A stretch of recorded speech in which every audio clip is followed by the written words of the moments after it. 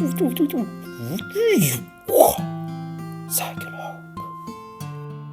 suis Anne-Laure, je suis la cofondatrice et la coordinatrice de l'écodomaine du Bois du Barde à Mélionnec. Mélionnec, on est dans Cresse-Braise, en Centre-Bretagne. C'est un lieu qui a été créé il y a 8 ans pour la partie économique, mais avec ma famille, on est là depuis presque 15 ans. Et on a commencé par une maison ossature bois-paille.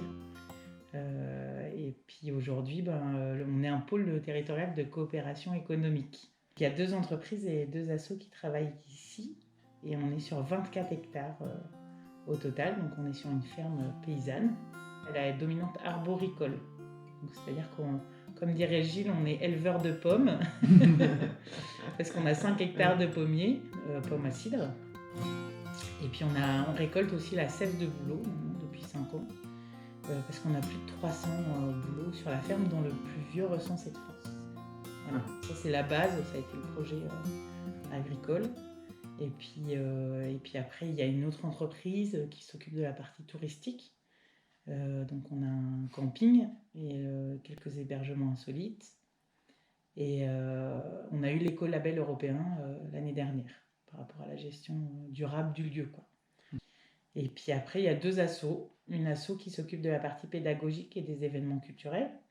Donc elle accueille les groupes, les scolaires, les centres de loisirs, ou des groupes même d'assos qui ont envie de découvrir le lieu et de voir comment on fonctionne. Et puis les événements culturels, on a un festival tous les étés, tous les mercredis à 18h, il y a un spectacle pour enfants. Donc ça s'appelle les Belbiachau, ça veut dire les enfantillages en breton. Et puis l'autre association, en fait, elle s'occupe de tout ce qui est formation professionnelle ou pour les particuliers. L'idée, c'était de transmettre notre façon de travailler.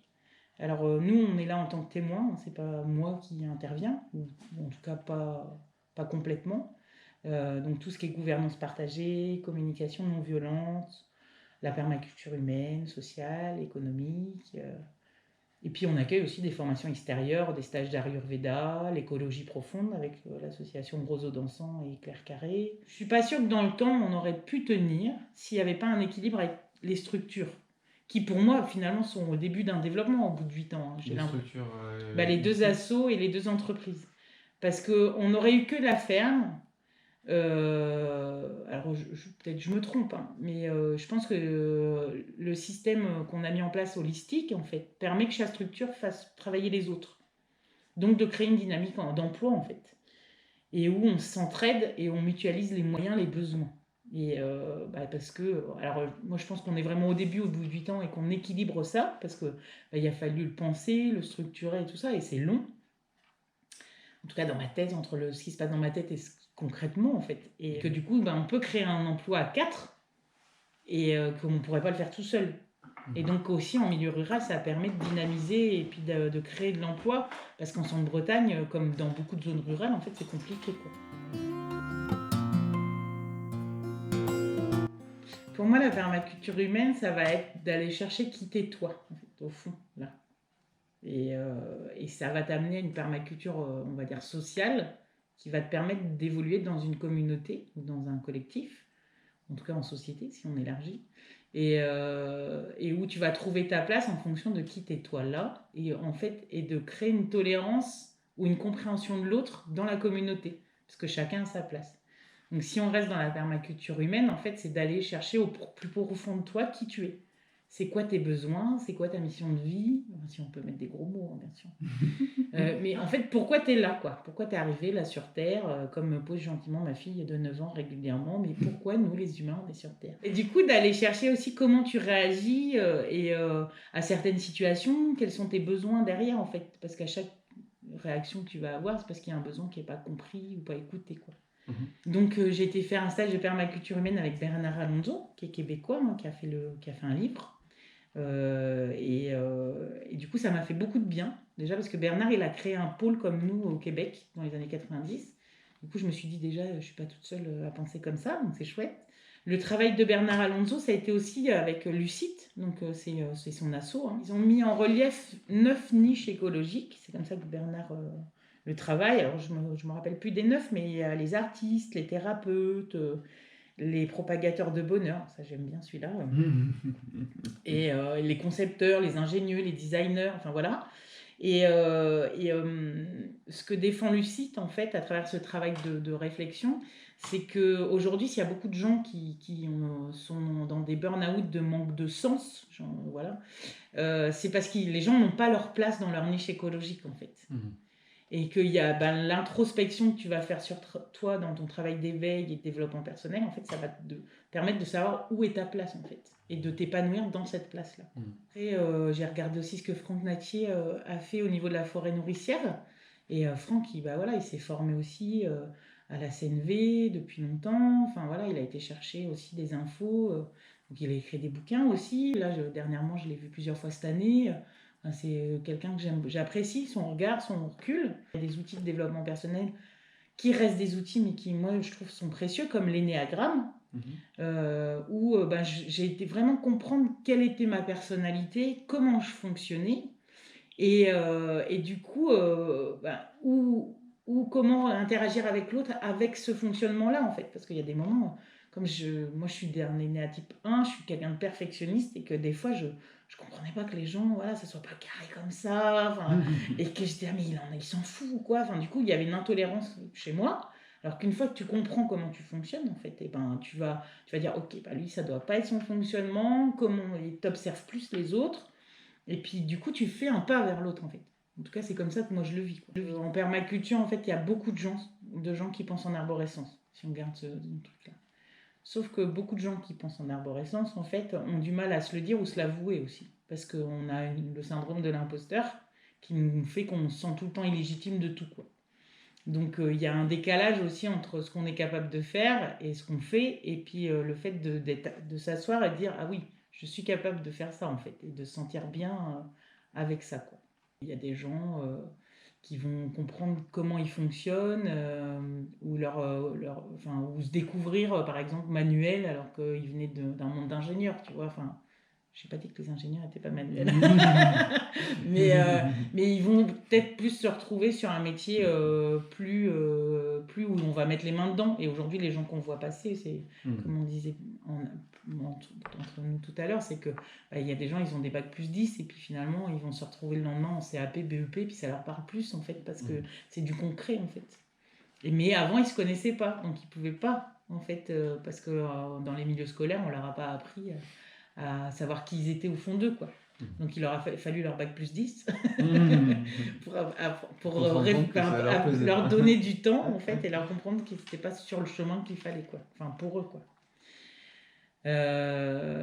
Mais par contre, par rapport aux gens qui pensent en arborescence, je pense que la vision de la permaculture, qui est une philosophie de vie holistique, en fait, ça parle beaucoup parce que tout est concret, parce que rien ne se jette, tout se réutilise, tout est systémique, et naturellement, quelqu'un qui pense en arborescence a cette systémie-là de manière intrinsèque, en fait, dans son raisonnement. Et en tout cas, nous, au Bois du Barde, je pense que j'ai pas fait de stats, mais aujourd'hui, je pense que les 3/4 des gens qui viennent ici, que ce soit la partie publique ou en woofing ou dans le collectif aujourd'hui, ils pensent tous beaucoup pensent de cette manière-là. Et il y a une fluidité de travail qui se crée naturellement entre nous, où c'est facile, en fait. Et qu'il y en a un, il va dire un truc, l'autre on rebondit, si on digresse, c'est pas grave, parce que les autres suivent, en fait, tu vois. Et moi, je me sens vraiment à ma place dans son fonctionnement-là, quoi. Une fois que tu connais ta différence, en fait, et ton fonctionnement, en fait, tu vas être dans un collectif, et tu vas tu vas vivre en communauté ou dans la société, de toute façon. C'est pas que en communauté comme nous, ou en collectif. C'est aussi comment te positionner dans une communauté de territoire, avec ton village, avec ta communauté de communes, avec l'asso de parents d'élèves, tu vois, et trouver ta place dans ce groupe-là, en fait, d'humains. Et une fois que tu connais tes différences, tu vas mieux travailler avec les autres. Tu vois, moi, je ramenais toujours plein d'idées. Je pense que je saoulais tout le monde, tu vois, avant. Maintenant, c'est plus facile parce que j'ai beaucoup de gens qui sont comme moi autour de moi, donc on se saoule mutuellement. Donc c'est génial. Mais on est tous tolérants avec les autres parce qu'on sait comment on fonctionne tous. Alors du coup, voilà. En fait, la permaculture sociale, c'est comment travailler ou en tout cas être intégré dans un groupe et être plus tolérant vis-à-vis de l'autre. Et du coup, la notion de gouvernance, pour moi, elle a sa place aussi. Parce que c'est comment comment ce groupe-là, tu vas faire émerger des idées et comment tu vas travailler ensemble. Aujourd'hui, on est dans beaucoup d'assauts, hein. C'est des fonctionnements très démocratiques où tu as les membres du bureau qui sont devant et puis toutes les chaises elles sont alignées comme as et puis où tu es tout le monde autour de la table et les prises de parole c'est celui qui a le plus d'ego, le plus de verbalisation qui va... Voilà. Après l'idée en gouvernance partagée c'est d'avoir ces protocoles en holacratie ou en sociocratie qui sont pour un regard extérieur et pas formé, qui sont des protocoles lourds, hein, parce que les prises de décision ou les prises de parole, c'est tant de temps...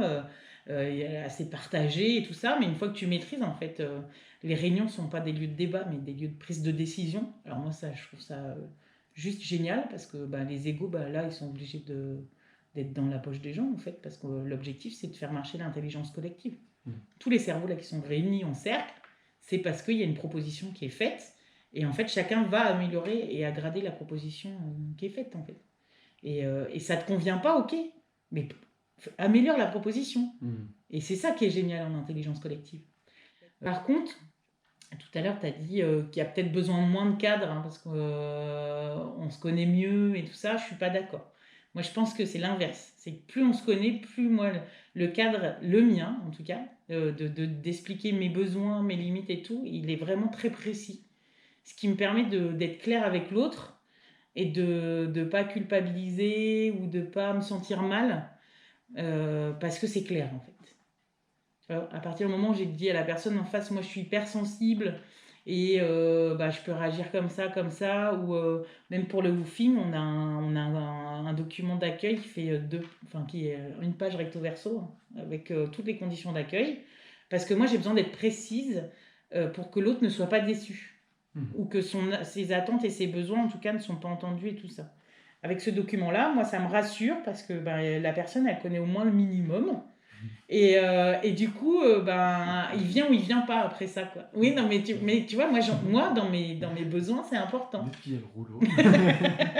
Excusez-moi, c'est en 4 exemplaires, il faut signer en bas de chaque page. Bienvenue quand même. Mais bienvenue. Ouais, mais tu vois, moi, j'ai appris à me connaître. Et même pour la partie accueil touristique, en fait, on a un document d'accueil qui explique aux gens où ils arrivent. Parce qu'on n'est pas un lieu d'accueil touristique classique où tout est carré, hyper contemporain et tout. Et nous, on met l'humain au cœur de l'accueil.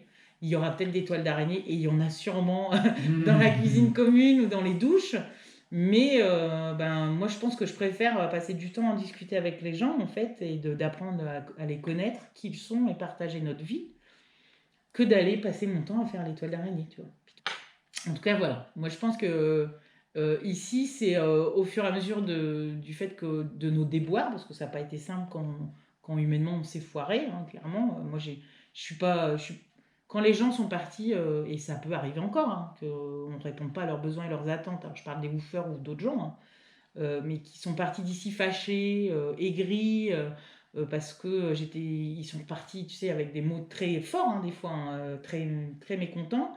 C'est ça qui m'a permis, avec le cercle de sages, parce que c'est ça aussi, on est en sociocratie, donc on a un cercle de sages qui, des fois, les gens ne viennent pas forcément ici, ou une fois par an, mais du coup, on a construit des chartes ensemble, en fait. Et ces chartes-là, elles ont été construites de ces déboires-là, parce qu'au départ, on se disait, on a un lieu, alors venez, tu vois, mais venez, viens, c'est chouette et tout. Mais du coup, tout le monde ne fonctionne pas pareil, et tout le monde n'a pas les mêmes attentes et les mêmes besoins. Et du coup, les gens, il y en a qui ont pensé qu'on a abusé d'eux, dans le terme de temps et de temps d'échange et de travail. Et voilà, on a construit tout ça grâce aussi à ces déboires-là. On ne serait pas le lieu d'accueil qu'on est aujourd'hui si on n'avait pas eu aussi ces déboires-là, en fait. Okay. Donc je pense que les chartes et le cadre, en tout cas pour moi, il est important dans le temps. Je vais devenir une star internationale avec la base. Elle est mondialement connue à Médonec. Gilles. Stylé. Stylé.